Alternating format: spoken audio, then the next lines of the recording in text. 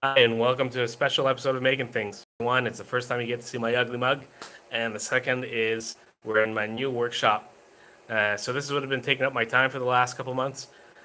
I have a bunch of videos that I'd started on, but a bunch of those videos were about this project, which turned into a business. It's called Repowered Batteries, and we take batteries from uh, used batteries from electric vehicles and rebuild them into batteries that are for solar systems. Now, to do that, we had to develop our own testing equipment, and a part on this was a counterfeit, and of course, it fried a few days before Chinese New Year started, which, if you know the timeline of the whole COVID stuff, also means that we essentially never managed to get things back on track for a couple months. Actually, in the last few weeks, things have finally been coming back in place.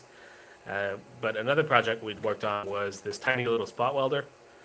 Um, Actually, I have a bunch of our early stage prototypes. This was again another project which was just for fun for the Making Things channel, and slowly we went through different iterations. You can see this is absolutely horrendous, but that's kind of what it is when you're doing prototypes.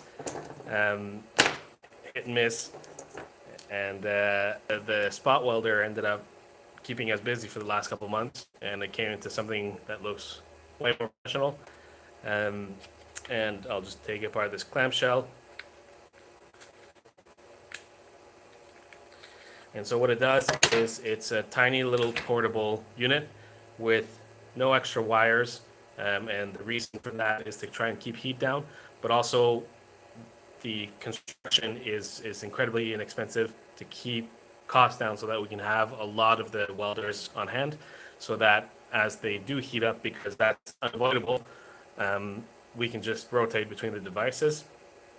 And, since we had time, we perfected it and made it into something that would be consumer ready. And so we're now live on Indiegogo, which you can find at nanospotwelder.com. Come and help us out. The main attraction to this device is well, first off, it's very inexpensive. Second off, although you can use in the back here, uh, higher power supply, it doesn't need anything extra. It can work completely independently, either through an 18650 battery or a micro USB charging port, which everyone has. So it doesn't require any extra equipment or workshop space. That was one of the things that I really wanted to drive for the consumer aspect of this device. Um, yeah, that's it. I mean, it's just that simple. Oh, actually, there is more, and everything is made to be easily hackable. So it uses XT60 connectors. Uh, so if you don't like the fact that it's all in one piece, it's easy to make little leads that come out. You can make them whatever length you need. If you do need to replace the electrodes, they're dirt cheap because they're just an XT60 with copper in them. There's nothing special to it, nothing proprietary, and there's a bunch of open ports as well for modding the device. We've got a bypass for the button that's unpopulated, a bypass for the timer adjustment, which is right here, and we've also got options for custom power input, regulated or unregulated. Um,